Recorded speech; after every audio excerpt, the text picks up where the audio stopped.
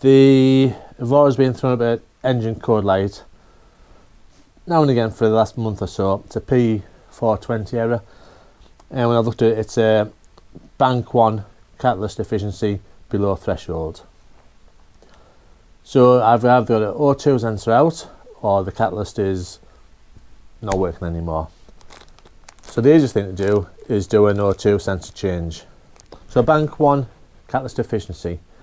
You've got a sensor before the catalyst, a sensor after the catalyst, and the ECU measures the difference between the two.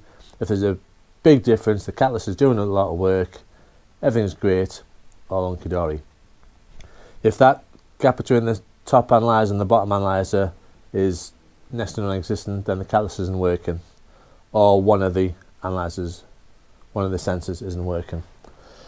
Now, putting it on a live data machine, sensor 2, which is the post catalyst sensor, looks to be a bit lazy, a bit erratic, so I'm hoping it's just a sensor. So that's what we're going to change today. So generally speaking, we'd use a O2 sensor removal socket, and maybe with a Jubilee clip around it just to keep it really, really tight. However, I've had a go at the sensor already, and that isn't budging it.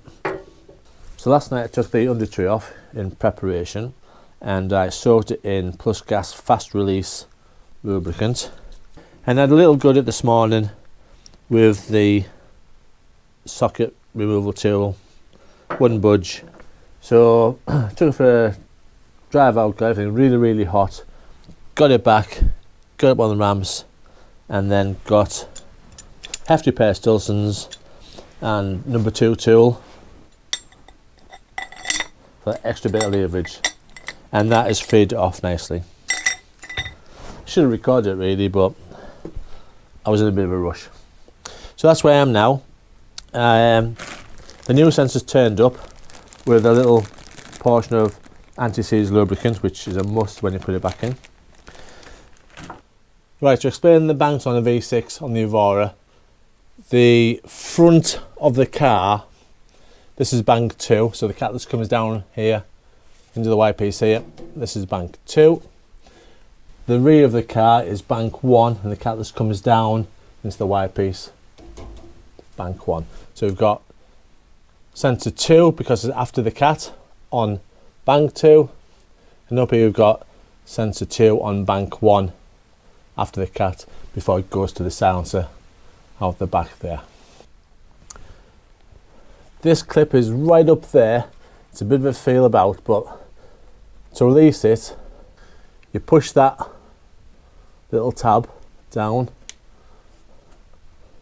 pull the plug out, and this is clipped up there. If you unclip it first, it gives you a bit more space.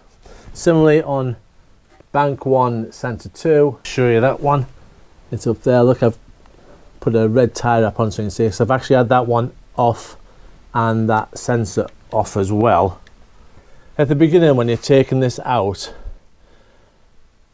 you can quite easily ruin the thread on them, so you've got to be really careful. That's why the heat is needed to crack the seized rust, whatever you're on it. So you've got to be really careful taking it out.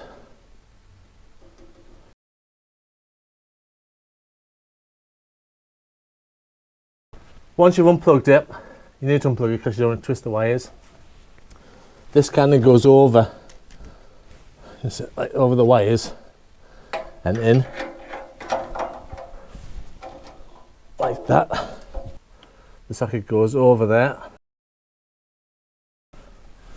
Put a little spanner on and undo it. And that's great if that works. Didn't for me. 22mm open-ended spanner on and braided it a couple of times. Wasn't really working either. What I used in the end was a good pair of Stilstons,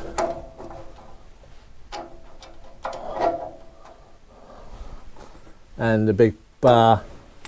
Give it some leverage and took it off that way.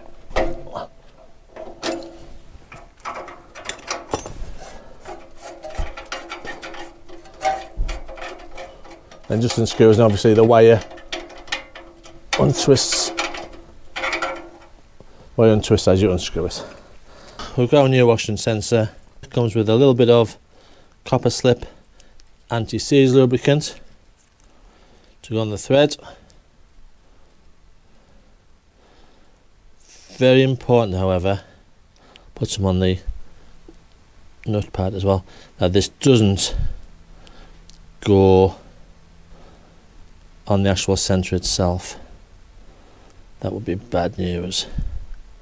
It would poison the sensor. Happy with that? Just have to put it in now.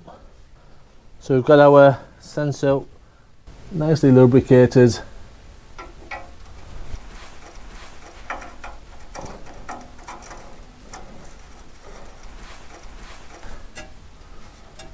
In by hand, so don't cross thread it.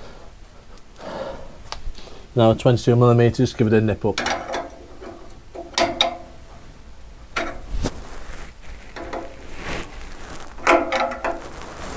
It's got a crush washer on it, doesn't have to be too tight.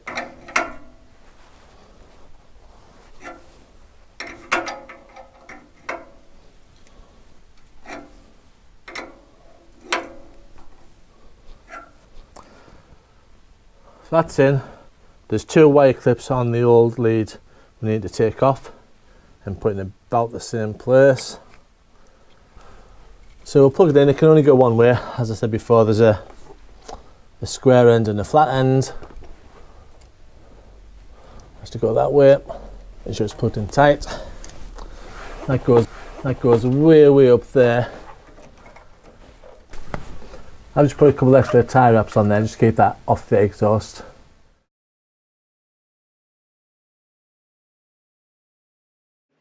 Wire comes down to here, goes up to the plug up there, which I'll just show you. You can see that it's got the red tie wrap on it. Tie up to the pipe. Pair of snips. Carefully cut the cable tie. Last thing you want to do is cut anything you shouldn't be cutting. Alright, cable tie out. And now suddenly with the other one, again it's a one-handed job. I can get 2 hands in maybe. Press the tab and pull the plug out. Right. There's the plug. Square end and round end can only go one way. Take the sensor out now. Just unscrew it. Yeah, we'd already slackened this off earlier.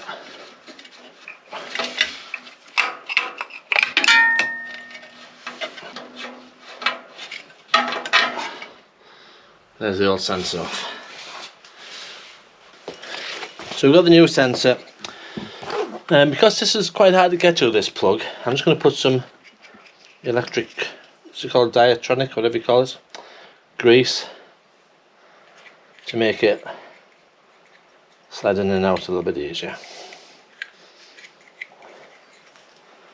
And then of course we've got our anti-seize compound to go on the thread, just like we did on the other sensor. Squeeze it on, and again, do not get any in the sensor. Just take your time. Lovely. It's good. And again, by hand, as far as you possibly can, so you don't cross thread it. And then our 22mm spanner. Just nip that up. Right. This wants to go, I think, behind here and up to that plug up there. There's no way I can be able to film it, so because my hand's going to be in the way. It's quite a long way up, so it's a one-handed job.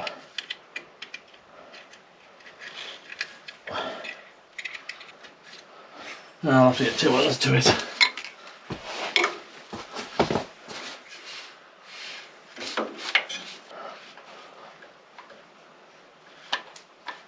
Alright.